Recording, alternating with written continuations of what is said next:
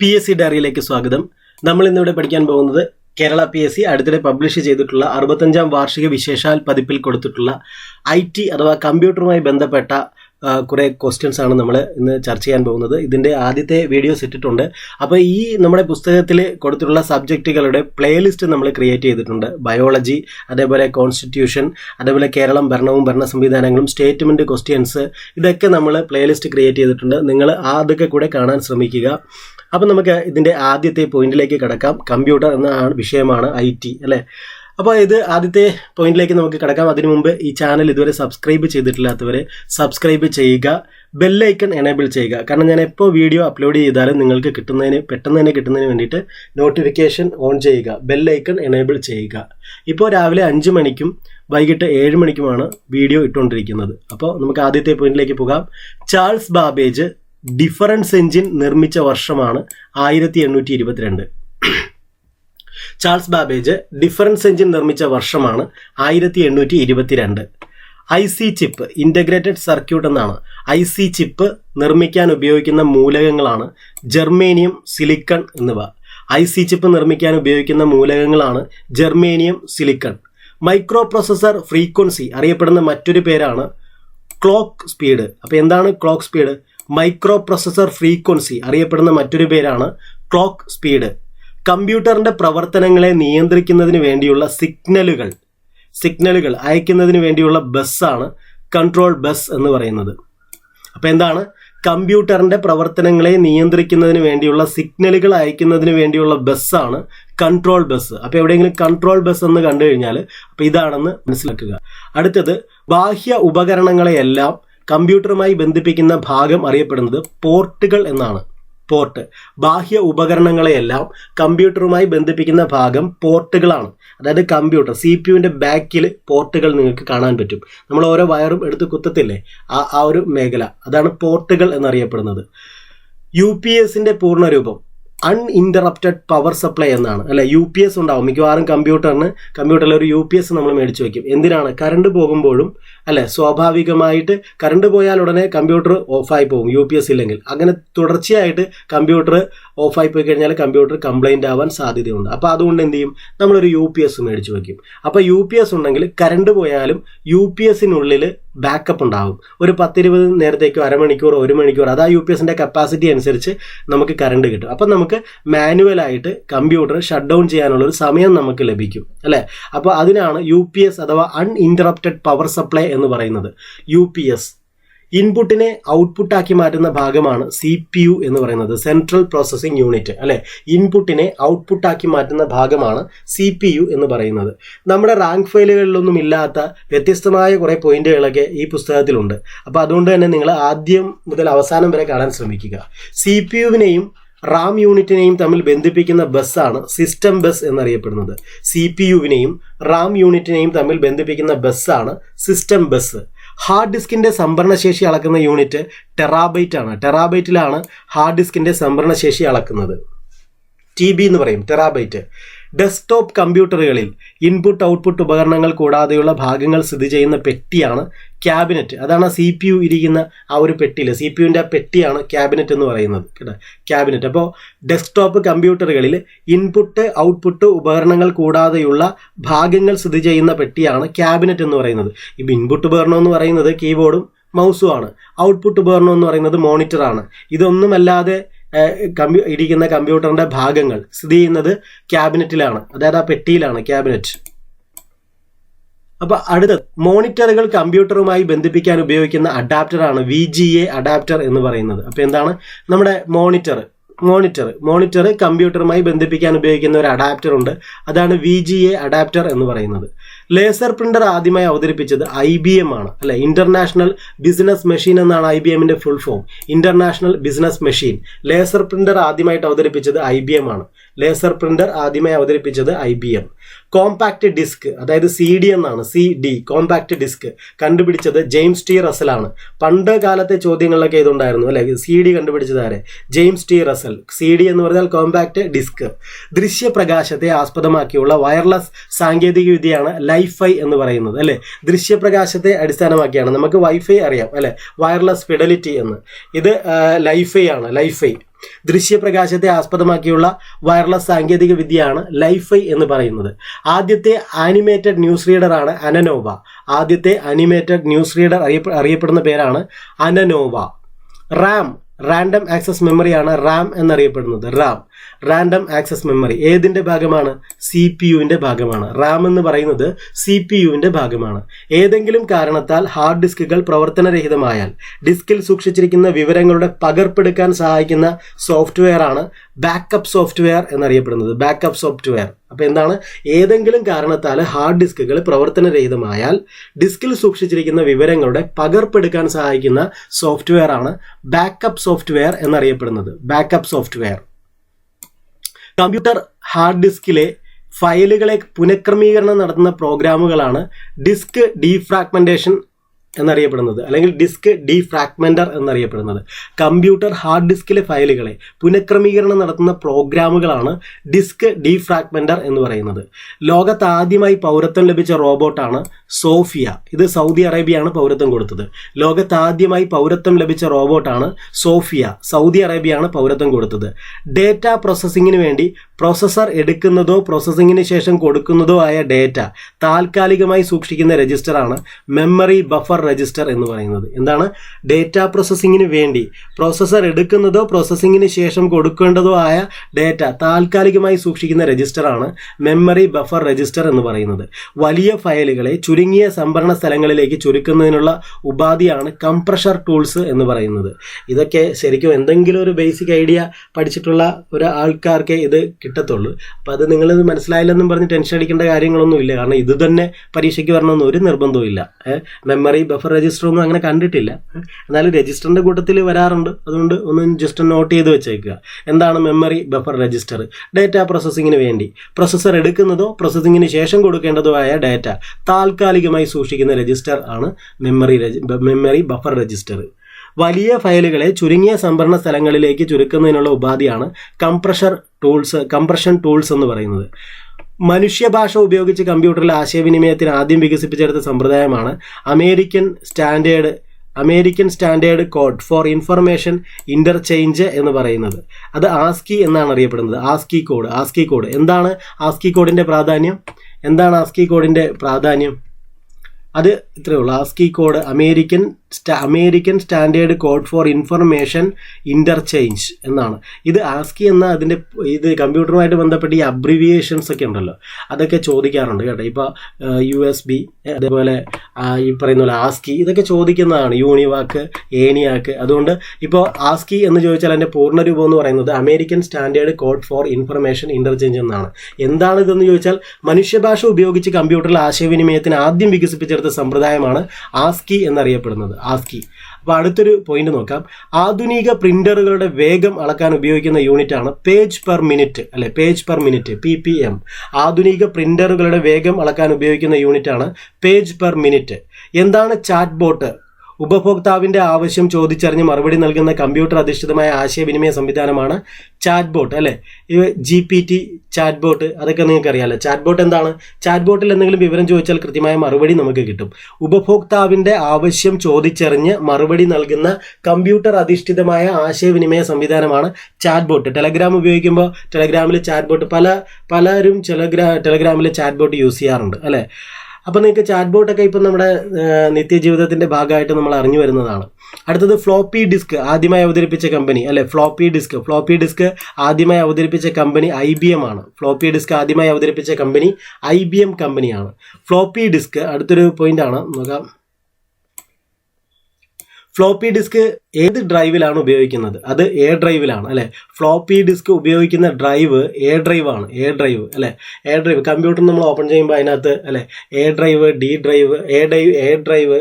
Computer open ചെയ്യുമ്പോൾ കറക്റ്റായിട്ട് നമ്മൾ കാണുന്ന C ഡ്രൈവ് കാണും, D ഡ്രൈവ് കാണും, E ഡ്രൈവ് കാണും, അല്ലേ? അപ്പോൾ C ഡ്രൈവിൽ അതിൽ കിടക്കുന്ന സോഫ്റ്റ്വെയർ ഒക്കെയാണ് കിടക്കുന്നത്. അപ്പോൾ D ഡ്രൈവിലും E ഡ്രൈവിലും നമുക്ക് ആവശ്യമുള്ള വിവരങ്ങളെ കൊണ്ട് സൂക്ഷിക്കാൻ പറ്റും. അപ്പോൾ അത്തരത്തിൽ A ഡ്രൈവിലാണ് ഫ്ലോപ്പി ഡിസ്ക് ഉപയോഗിക്കുന്നത്. ഫ്ലോപ്പി ഡിസ്ക് ഉപയോഗിക്കുന്നത് A ഡ്രൈവിലാണ്. വിവരങ്ങൾ സൂക്ഷിക്കുന്ന കമ്പ്യൂട്ടറിലെ ഏറ്റവും വേഗമേറിയ മെമ്മറി ക്യാഷ് മെമ്മറിയാണ് കേട്ടോ. ക്യാഷ് മെമ്മറി ഇത് ഇമ്പോർട്ടൻ്റ് ആണ്, പലതവണ ചോദിച്ചിട്ടുണ്ട്. വിവരങ്ങൾ സൂക്ഷിക്കുന്ന കമ്പ്യൂട്ടറിലെ ഏറ്റവും വേഗമേറിയ മെമ്മറി ക്യാഷ് മെമ്മറിയാണ്. വിവരങ്ങൾ സൂക്ഷിക്കുന്ന കമ്പ്യൂട്ടറിലെ ഏറ്റവും വേഗമേറിയ മെമ്മറി ക്യാഷ് മെമ്മറി. വൈഫൈ ടെക്നോളജിയിൽ ഉപയോഗിക്കുന്ന തരംഗം എന്ന് പറയുന്നത് റേഡിയോ തരംഗങ്ങളാണ്. വൈഫൈ ടെക്നോളജിയിൽ റേഡിയോ വേവ്സ് ആണ് യൂസ് ചെയ്യുന്നത്. വൈഫൈയിൽ radio waves. Point of sale ടെർമിനലുകളിലെ ഉപയോഗത്തിന് പ്രസിദ്ധമായ പ്രിന്ററാണ് തെർമൽ പ്രിന്റർ അല്ലെ. പോയിന്റ് ഓഫ് സെയിൽ ടെർമിനലുകളിലെ ഉപയോഗത്തിന് പ്രസിദ്ധമായ പ്രിന്ററാണ് തെർമൽ പ്രിന്റർ എന്ന് പറയുന്നത്. പോയിന്റ് ഓഫ് സെയിൽ എന്ന് പറഞ്ഞ ഉദാഹരണത്തിന് നമ്മുടെ ബസ്സിലെ കണ്ടക്ടറുടെ കയ്യിലിരിക്കുന്ന പ്രിന്റർ എന്ന് പറയുന്നത് തെർമൽ പ്രിന്റർ. അപ്പം നമുക്ക് ഇതിൻ്റെ ബാക്കി നോക്കാം. നിങ്ങൾക്ക് ഞാനിവിടെ പങ്കുവയ്ക്കുന്ന വിവരങ്ങൾ നിങ്ങൾക്ക് പ്രയോജനപ്പെടുന്നുണ്ടെങ്കിലും ഇഷ്ടപ്പെടുന്നുണ്ടെങ്കിലും നിങ്ങൾ ലൈക്ക് ചെയ്യണം, നിങ്ങളുടെ സുഹൃത്തുക്കൾക്ക് ഷെയർ ചെയ്യണം. ATMന്റെ ചുരുക്കരൂപമാണ് ഇനി പറയാൻ പോകുന്നത്. ATM എന്നതിൻ്റെ ചുരുക്കരൂപം ഇതൊക്കെ ചോദിക്കാറുള്ളതാണ് കേട്ടോ. ATM അല്ല, ചുരുക്കരൂപങ്ങൾ ചോദിക്കാറുണ്ട്. ATM എന്ന് പറഞ്ഞാൽ അത് ഓട്ടോമേറ്റഡ് ടെല്ലർ മെഷീൻ എന്നാണ്. ഓട്ടോമേറ്റഡ് ടെല്ലർ മെഷീൻ എന്നതിൻ്റെ ചുരുക്കെഴുത്താണ് ATM എന്നറിയപ്പെടുന്നത്. അർപ്പാനെറ്റ് നിങ്ങൾ കേട്ടിട്ടുണ്ടാവും. ഇന്റർനെറ്റിന്റെ ആദ്യത്തെ രൂപമാണ് അർപ്പാനെറ്റിന്റെ ഡെവലപ്പ് ചെയ്തിട്ടാണ് ഇന്റർനെറ്റായിട്ട് മാറിയത്. Advanced research project agency network എന്നാണ് അർപ്പാനെറ്റിന്റെ മുഴുവൻ പേര്. ഒന്നുകൂടെ നോക്കാം. Advanced research project agency network, അതാണ് അർപ്പാനെറ്റ്. ഇനി BCC എന്ന് കേട്ടിട്ടുണ്ടാവും. BCC ബ്ലൈൻഡ് കാർബൺ കോപ്പി എന്നാണ് അതിൻ്റെ അർത്ഥം. BCC അല്ലെ, ബോർഡ് ഓഫ് ക്രിക്കറ്റ് കൺട്രോൾ എന്ന് ഉണ്ടല്ലേ, BCC ഉണ്ട്. അതല്ല, അത് സ്പോർട്സിലെ. ഇവിടെ ബ്ലൈൻഡ് കാർബൺ കോപ്പി എന്നാണ് BCC. അതേപോലെ BMP എന്ന് പറഞ്ഞുകൊണ്ട് BMP ബിറ്റ് മാപ്പ് എന്നാണ്. ബിറ്റ് മാപ്പ് ഇമേജ് കേട്ടിട്ടില്ലേ, BMP. BIOS എന്താണ്? BIOS എന്ന് പറയുന്നത് ബേസിക് ഇൻപുട്ട് ഔട്ട്പുട്ട് സിസ്റ്റമാണ്. BIOS അല്ലെ. അത് ശരിക്കും ബയോസ് എന്നും പറയാറുണ്ട്. BIOS basic input output system അല്ലെ. ബയോസ് എന്നും പറയാറുണ്ട്. BIOS എന്നാണ് എഴുതുന്നത്. BIOS basic input output system. ഇനി ബേസിക് എന്ന് പറയുന്നത് ഒരു ലാംഗ്വേജ് ആണ്. ആ language beginners all purpose symbolic instruction code എന്നാണ് അറിയപ്പെടുന്നത്. ബേസിക് ലാംഗ്വേജ് എന്താണ്? Beginners all purpose symbolic instruction code, അതാണ് ബേസിക് എന്ന് പറയുന്നത്. Beginners all purpose symbolic instruction code. അടുത്തത് CDMA നിങ്ങൾ കഴിഞ്ഞിടയിൽ ഒക്കെ കേട്ടിട്ടുള്ളതാണ്. ചിലരൊക്കെ കേട്ടിട്ടുണ്ടാവും CDMA അല്ലെ. എന്താണ് CDMA എന്ന് പറയുന്നത്? CDMA code division multiple access എന്നുള്ളതാണ്. കോഡ് ഡിവിഷൻ മൾട്ടിപ്പിൾ ആക്സസ്, അതാണ് CDMA, code division multiple access. ഇനി CC എന്ന് പറയുന്നത് കാർബൺ കോപ്പിയാണ്. Carbon copy. അടുത്തത് CCTV നിങ്ങൾ എല്ലായിടത്തും കണ്ടിട്ടുണ്ട്. CCTV എന്ന് എഴുതിയിരിക്കുന്നത്. എന്താണ് CCTVയുടെ ഫുൾ ഫോം എന്ന് ആലോചിച്ചിട്ടുണ്ടോ? അത് ക്ലോസ്ഡ് സർക്യൂട്ട് ടെലിവിഷൻ എന്നാണ്. ക്ലോസ്ഡ് സർക്യൂട്ട് ടെലിവിഷൻ, അതാണ് CCTV, closed circuit television, CCTV. CDR compact disk recordable എന്നാണ്. കോമ്പാക്ട് ഡിസ്ക് റെക്കോർഡബിൾ എന്നാണ് CDR, കോമ്പാക്ട് ഡിസ്ക് റെക്കോർഡബിൾ. ഇനി കോബോൾ എന്ന് പറയുന്ന ഒരു ലാംഗ്വേജ് ആണ്. കോമൺ ബിസിനസ് ഓറിയന്റഡ് ലാംഗ്വേജ് ആണ് കോബോൾ എന്ന് പറയുന്നത്. കോമൺ ബിസിനസ് ഓറിയന്റഡ് ലാംഗ്വേജ്, അതാണ് കോബോൾ എന്നറിയപ്പെടുന്നത്. CDRW എന്താണ്? CDRW എന്ന് നോക്കാം. കോമ്പാക്ട് ഡിസ്ക് റീറൈറ്റബിൾ എന്നാണ്. അതാണ് CDRW എന്ന് പറയുന്നത്. കോമ്പാക്ട് ഡിസ്ക് റീറൈറ്റബിൾ, അതാണ് CDRW, കോമ്പാക്ട് ഡിസ്ക് റീറൈറ്റബിൾ. CDയുടെ പേര്, CD അറിയാം, കോമ്പാക്ട് ഡിസ്ക് ആണ്, നമ്മൾ പറഞ്ഞു compact disc. MICR magnetic ink character recognition ആണ്. MICR ബാങ്കുകളിൽ ഉപയോഗിക്കുന്ന ഒരു സംവിധാനമാണ് MICR എന്ന് പറയുന്നത്. മാഗ്നറ്റിക് ഇങ്ക് ക്യാരക്ടർ റെക്കഗ്നീഷൻ ആണ്. ഇതിൽ ആ റെക്കഗ്നീഷൻ എന്ന് നോട്ട് ചെയ്യുക. MICR magnetic ink character recognition ആണ് 6 അല്ലെ. അടുത്തത് MICR ക്യാപ്ച വാക്ക് നിങ്ങൾ കണ്ടിട്ടുണ്ട് അല്ലേ.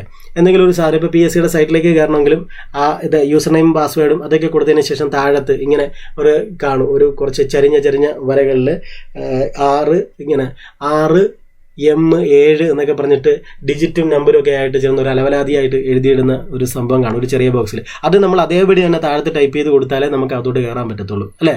അപ്പോൾ ക്യാപ്ച എന്ന് പറയുന്നത് അതാണ്. Captcha completely automated public turing test to tell computers and human apart അല്ലേ. അതാണ് ക്യാപ്ച എന്ന് പറയുന്നത്. എന്താണ് ക്യാപ്ചയുടെ മുഴുവൻ പേര്? Completely automated public turing test to tell computers and human apart അല്ലേ. അതാണ് ക്യാപ്ച എന്ന് പറയുന്നത്. അടുത്തത് DBMS ഡേറ്റാബേസ് മാനേജ്മെന്റ് സിസ്റ്റമാണ്. ഡേറ്റാബേസ് മാനേജ്മെന്റ് സിസ്റ്റമാണ് DBMS. DVD digital versatile disc ആണ് DVD എന്നറിയപ്പെടുന്നത്. അടുത്ത പോയിന്റ് നമുക്ക് നോക്കാം. ലോകത്തിലെ എല്ലാ ഭാഷകളിലും അക്ഷരങ്ങളും അക്കങ്ങളും രേഖപ്പെടുത്താവുന്ന വിപുലമായ കോഡ് അറിയപ്പെടുന്ന പേര് യൂണിക്കോഡ് എന്നാണ്. യൂണിക്കോഡ് ലോകത്തിലെ എല്ലാ ഭാഷകളിലും അക്ഷരങ്ങളും അക്കങ്ങളും രേഖപ്പെടുത്താവുന്ന വിപുലമായ കോഡ് അറിയപ്പെടുന്ന പേരാണ് യൂണിക്കോഡ്. ആസ്കി കോഡ് നമ്മൾ പഠിച്ചു അല്ലെ, American standard code for information interchange എന്ന് പഠിച്ചു. ആസ്കിയിൽ ആദ്യം എത്ര അക്ഷരപ്രതീകങ്ങൾ ഉണ്ടായിരുന്നു? 256 അക്ഷരപ്രതീകങ്ങൾ. ആസ്കിയിൽ ആദ്യം 256 അക്ഷരപ്രതീകങ്ങൾ ഉണ്ടായിരുന്നു. ലോജിക്കൽ മെമ്മറിയെ ഒരേ വലിപ്പത്തിലുള്ള പേജുകളായി വിഭജിക്കുന്നതിനെ എന്താണ് വിളിക്കുന്നത്? പേജുകൾ എന്നാണ്. ലോജിക്കൽ മെമ്മറിയെ ഒരേ വലിപ്പത്തിലുള്ള പേജുകളായി വിഭജിക്കുന്നതിനെ എന്താണ് വിളിക്കുന്നത്? പേജുകൾ എന്നാണ്. അടുത്തത്, പ്രവർത്തിച്ചു കൊണ്ടിരിക്കുന്ന കമ്പ്യൂട്ടറിന്റെ പ്രവർത്തനം പെട്ടെന്ന് നിലയ്ക്കുന്നതിന്റെ പേരാണ് ഹാങ്ങിങ് എന്നറിയപ്പെടുന്നത്. പ്രവർത്തിച്ചു കൊണ്ടിരിക്കുന്ന കമ്പ്യൂട്ടറിന്റെ പ്രവർത്തനം പെട്ടെന്ന് നിലയ്ക്കുന്നതിന്റെ പേരാണ് ഹാങ്ങിങ് എന്നറിയപ്പെടുന്നത്. നമ്മൾ കമ്പ്യൂട്ടർ ഹാങ്ങാ എന്ന് പറയത്തില്ല. അപ്പോൾ പെട്ടെന്ന് നമ്മൾ എന്തെങ്കിലും ചെയ്തുകൊണ്ടിരിക്കുമ്പോൾ അങ്ങനെ അനങ്ങാതെ നിൽക്കും. അതാണ് ഹാങ്ങിങ് എന്ന് പറയുന്നത്. കമ്പ്യൂട്ടർ ഹാങ്ങായി എന്ന് നമ്മൾ പറയും അല്ലേ. അതേപോലെ മൊബൈലും ഇടയ്ക്ക് ഹാങ് ആകാറുണ്ടല്ലോ. ഇപ്പോൾ ഉപയോഗിക്കുന്ന മിക്ക ആപ്ലിക്കേഷൻ സോഫ്റ്റ്വെയറുകളിലും ഉപയോഗിക്കുന്ന ഇന്റർഫേസ് എന്ന് പറയുന്നത് ഗ്രാഫിക്കൽ യൂസർ ഇന്റർഫേസ് ആണ്. അതായത് GUI എന്നറിയപ്പെടുന്നു. Graphical user interface. ഈ ഗ്രാഫിക്കൽ യൂസർ ഇന്റർഫേസ് സിമ്പിളായിട്ട് പറയാനാണെങ്കിൽ കളറുകളും ചിത്രങ്ങളും അല്ലെ ഉപയോഗിക്കുന്ന ഇന്റർഫേസ് ആണ് ഗ്രാഫിക്കൽ യൂസർ ഇന്റർഫേസ് എന്ന് പറയുന്നത്. MS വേർഡിൽ ലഭ്യമായ ഡിഫോൾട്ട് ഫോണ്ട് ഏതാണ്? അത് ടൈംസ് ന്യൂ റോമൻ ആണ് അല്ലെ. MS വേർഡിൽ നമ്മളെടുക്കും ടൈംസ് ന്യൂ റോമൻ എന്ന് പറയുന്നത് ഡിഫോൾട്ടായിട്ട് കിടക്കുന്ന ഒരു ഫോണ്ട് തന്നെയാണ്. MS വേർഡിൽ ലഭ്യമായ ഡിഫോൾട്ട് ഫോണ്ടാണ് ടൈംസ് ന്യൂ റോമൻ. ഏത് നഗരത്തിന്റെ പേരിലാണ് ആദ്യമായി ഒരു ഫോണ്ട് സൃഷ്ടിക്കപ്പെട്ടത്? ദുബായ് അല്ലെ. ദുബായ് നഗരത്തിന്റെ പേരിലാണ് ആദ്യമായി ഒരു ഫോണ്ട് സൃഷ്ടിക്കപ്പെട്ടത്. കമ്പ്യൂട്ടറിൽ ടൈപ്പ് ചെയ്യുമ്പോൾ അടുത്ത അക്ഷരം എവിടെയാണ് പതിയാൻ പോകുന്നതെന്ന് സൂചിപ്പിക്കുന്ന മാർക്കറാണ് കഴ്സർ എന്ന് പറയുന്നത്. കഴ്സർ അല്ലെ. കമ്പ്യൂട്ടറിന്റെ മോണിറ്ററിൽ ഇങ്ങനെ ബ്ലിങ്ക് ചെയ്ത് മിന്നി നിൽക്കുന്ന ഒരു വര കാണുമല്ലോ, അതാണ് കഴ്സർ പോയിന്റ് എന്ന് പറയുന്നത് അല്ലെ. കമ്പ്യൂട്ടറിൽ ടൈപ്പ് ചെയ്യുമ്പോൾ അടുത്ത അക്ഷരം എവിടെയാണ് പതിയാൻ പോകുന്നത് എന്ന് സൂചിപ്പിക്കുന്ന മാർക്കറാണ് കഴ്സർ. അങ്ങനെ ബ്ലിങ്ക് ചെയ്ത് നിൽക്കും കഴ്സർ. അടുത്ത ഒരു പോയിന്റ് നോക്കാം. കമ്പ്യൂട്ടറിന്റെ സാധാരണ പ്രവർത്തനങ്ങൾക്ക് ഉപയോഗിക്കുന്ന സോഫ്റ്റ്വെയർ ആണ് യൂട്ടിലിറ്റി സോഫ്റ്റ്വെയർ എന്നറിയപ്പെടുന്നത്. അപ്പോൾ എന്താണ് യൂട്ടിലിറ്റി സോഫ്റ്റ്വെയർ? നല്ലൊരു ടേമാണ്. യൂട്ടിലിറ്റി സോഫ്റ്റ്വെയർ എന്താണ്? കമ്പ്യൂട്ടറിന്റെ സാധാരണ പ്രവർത്തനങ്ങൾക്ക് ഉപയോഗിക്കുന്ന സോഫ്റ്റ്വെയർ ആണ് യൂട്ടിലിറ്റി സോഫ്റ്റ്വെയർ എന്ന് പറയുന്നത്. എന്തിന്റെ എണ്ണത്തിന്റെ അടിസ്ഥാനത്തിലാണ് കമ്പ്യൂട്ടറിന്റെ റെസല്യൂഷൻ പ്രഖ്യാപിക്കുന്നത്? അത് പിക്സലിന്റെ അടിസ്ഥാനത്തിലാണ് അല്ലെ. കമ്പ്യൂട്ടർ എന്തിന്റെ എണ്ണത്തിന്റെ അടിസ്ഥാനത്തിലാണ് കമ്പ്യൂട്ടറിന്റെ റെസല്യൂഷൻ പ്രഖ്യാപിക്കുന്നത്? പിക്സൽ ആണ്. പിക്സൽ.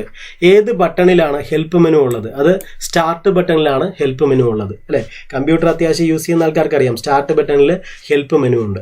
ഒരു യൂസറിന്റെ ഫയലുകളും ഡാറ്റയും അവർ അറിയാതെ വായിക്കുന്ന പ്രക്രിയയാണ് സ്നൂപ്പിംഗ് എന്നറിയപ്പെടുന്നത്. ഒരു യൂസറിന്റെ ഫയലുകളും ഡാറ്റയും അവർ അറിയാതെ വായിക്കുന്ന പ്രക്രിയയാണ് സ്നൂപ്പിംഗ് എന്ന് പറയുന്നത്. നമ്മൾ ജിമെയിലൊക്കെ ഉപയോഗിക്കുമ്പോൾ അത് സ്നൂപ്പിങ്ങിന് വിധേയമാകുന്നുണ്ട് അല്ലെ. നമ്മൾ ജിമെയിലും അതേപോലെ ഗൂഗിളൊക്കെ യൂസ് ചെയ്യുമ്പോൾ സ്നൂപ്പിങ്ങിന് വിധേയമാകുന്നുണ്ട്. അതുകൊണ്ടാണ് നമ്മൾ ഏതെങ്കിലും ഒരു പ്രോഡക്റ്റ് സെർച്ച് ചെയ്യുമ്പോൾ സെർച്ച് ചെയ്തതിന് ശേഷം പിന്നീട് ആ പ്രോഡക്റ്റുമായി ബന്ധപ്പെട്ട പരസ്യങ്ങളൊക്കെ ആയിരിക്കും വരുന്നത്. അതിൽ കോഡിങ് ചെയ്തു വെച്ചിരിക്കുന്നത് കൊണ്ടുകൂടിയാണ്. എന്നാലും നമ്മുടെ ഒരു ശരിക്കും ഇന്റർനെറ്റിൽ നമ്മൾ ചെയ്യുന്ന കാര്യങ്ങളൊന്നും രഹസ്യമല്ല. അതൊക്കെ അറിയേണ്ടവരൊക്കെ കറക്റ്റായിട്ട് അറിയുന്നുണ്ട്. അവർ നമ്മളെ ഫോളോ അപ്പ് ചെയ്യുന്നുണ്ട് അല്ലേ. ഒരു മെഗാബൈറ്റ് എത്ര ബൈറ്റിന് സമമാണ്? 10 ലക്ഷം അല്ലെ. 10 ലക്ഷം ബൈറ്റിന് സമമാണ് ഒരു മെഗാബൈറ്റ് എന്ന് പറയുന്നത്. കമ്പ്യൂട്ടർ റിഫ്രഷ് ചെയ്യാനുള്ള ഷോർട്ട് കട്ട് കീ ആണ് F5 എന്നറിയപ്പെടുന്നത്. കമ്പ്യൂട്ടർ റിഫ്രഷ് ചെയ്യാനുള്ള ഷോർട്ട് കട്ട് കീ F5. ലോകത്ത് ഏറ്റവും കൂടുതൽ ഉപയോഗിക്കുന്ന സ്മാർട്ട് ഫോൺ ഓപ്പറേറ്റിംഗ് സിസ്റ്റമായി അറിയപ്പെടുന്നത് ആൻഡ്രോയിഡ് ആണ് അല്ലെ. നിങ്ങളുടെയും എൻ്റെയും എല്ലാവരുടെയും കയ്യിലിരിക്കുന്ന ഫോൺ ആൻഡ്രോയിഡ് ഓപ്പറേറ്റിംഗ് സിസ്റ്റം ആണ് അല്ലെ. ലോകത്ത് ഏറ്റവും കൂടുതൽ ഉപയോഗിക്കുന്ന സ്മാർട്ട് ഫോൺ ഓപ്പറേറ്റിംഗ് സിസ്റ്റമായി അറിയപ്പെടുന്നത് ആൻഡ്രോയിഡ് ആണ്. ആൻഡ്രോയിഡ് ഓപ്പറേറ്റിംഗ് സിസ്റ്റം ലോകത്ത് ഏറ്റവും കൂടുതൽ എന്ന് വെച്ചാൽ എല്ലാവരുടെയും അത് തന്നെയല്ല ആണെന്നല്ല, ലോകത്ത് ഏറ്റവും കൂടുതൽ ആൾക്കാർ ഉപയോഗിക്കുന്ന ഒരു ഓപ്പറേറ്റിംഗ് സിസ്റ്റം എന്ന് പറയുന്നത്, മൊബൈൽ ഫോൺ ഓപ്പറേറ്റിംഗ് സിസ്റ്റം എന്ന് പറയുന്നത് ആൻഡ്രോയിഡ് ആണ് അല്ലേ. അപ്പോൾ അടുത്ത ഒരു പോയിന്റ് നോക്കാം. അപ്പോൾ നിങ്ങൾ നമ്മുടെ ടെലഗ്രാം ചാനലിൽ ഇവിടെ അപ്ലോഡ് ചെയ്യുന്ന എല്ലാ വീഡിയോസിൻ്റെയും പരീക്ഷകൾ നടത്താറുണ്ട്. നിങ്ങൾ ടെലഗ്രാം ചാനലിലേക്ക് വരിക, അതുപോലെ സപ്പോർട്ട് ചെയ്യുക. നിങ്ങൾക്ക് ഇഷ്ടപ്പെടുന്നുണ്ടെങ്കിൽ നിങ്ങൾ വീഡിയോ സപ്പോർട്ട് ചെയ്യുക. ഡോക്യുമെൻറ്റിൻ്റെ പ്രിൻ്റ് ഔട്ട് എടുക്കും മുമ്പ് അത് സ്ക്രീനിൽ കാണുന്നതിനുള്ള ഉപാധിയാണ് പ്രിൻ്റ് പ്രിവ്യൂ എന്ന് പറയുന്നത്. ഡോക്യുമെൻറ്റിൻ്റെ പ്രിൻ്റ് ഔട്ട് എടുക്കുന്നതിന് മുമ്പ് അത് സ്ക്രീനിൽ കാണുന്നതിനുള്ള ഉപാധിയാണ് പ്രിൻ്റ് പ്രിവ്യൂ എന്ന് പറയുന്നത്. അരിത്തമെറ്റിക് ലോജിക് പ്രവർത്തനങ്ങൾക്കായി കമ്പ്യൂട്ടറിലെ ലോക്കൽ സ്റ്റോറേജ് ഏരിയയാണ് രജിസ്റ്റർ എന്ന് പറയുന്നത്. അരിത്തമെറ്റിക് ലോജിക് പ്രവർത്തനങ്ങൾക്കായി കമ്പ്യൂട്ടറിലെ ലോക്കൽ സ്റ്റോറേജ് ഏരിയയാണ് രജിസ്റ്റർ എന്ന് പറയുന്നത്. F7 കീയുടെ ഉപയോഗം എന്താണ്? F7 കീയുടെ ഉപയോഗം checking spelling mistakes and grammar ആണ് F7 അല്ലേ. F7 നമ്മുടെ സ്പെല്ലിങ്ങും ഗ്രാമറും ചെക്ക് ചെയ്യാൻ ഉപയോഗിക്കുന്നതാണ് F7. അല്ല, വേർഡ് ഓപ്പൺ ചെയ്ത് നിങ്ങൾ F7 അടിക്കുമ്പോൾ നമുക്കങ്ങനെ സെലക്ട് ചെയ്തിട്ട് F7 അടിക്കുകയാണെങ്കിൽ നമുക്കങ്ങനെ സ്പെല്ലിങ്ങും മിസ്റ്റേക്കും ഒക്കെ ചെക്ക് ചെയ്യാൻ പറ്റും. കമ്പ്യൂട്ടറിനോടുള്ള പേടിയാണ് സൈബർ ഫോബിയ എന്ന് പറയുന്നത്. ഇന്നത്തെ കാലത്ത് പലർക്കും സൈബർ ഫോബിയ ഉണ്ട് അല്ലേ. എന്തിനാണ് സൈബർ ഫോബിയ? കമ്പ്യൂട്ടർ എന്ന് പറയുന്നത് വളരെ സൗകര്യപ്രദമായ, ഏറ്റവും എളുപ്പത്തിൽ കൈകാര്യം ചെയ്യാൻ, നമ്മുടെ ആവശ്യങ്ങൾ നിറവേറ്റാൻ സഹായിക്കുന്ന ഒരു ഇൻസ്ട്രുമെൻ്റാണ് കമ്പ്യൂട്ടർ എന്ന് പറയുന്നത്, ഇലക്ട്രോണിക് മെഷീൻ. അപ്പോൾ കമ്പ്യൂട്ടറിനുള്ള പേടി അറിയപ്പെടുന്ന പേരാണ് സൈബർ ഫോബിയ എന്ന്. അപ്പോൾ ഞാനിന്ന് ഇവിടെ പങ്കുവച്ച വിവരങ്ങൾ നിങ്ങൾക്ക് പ്രയോജനപ്പെട്ടു എന്ന് വിചാരിക്കുന്നു. തുടർന്നും അടുത്ത വീഡിയോകളൊക്കെ ആയിട്ടൊക്കെ കാണാം. തുടർന്നും അടുത്ത വീഡിയോകളുമായി കാണാം. Thank you.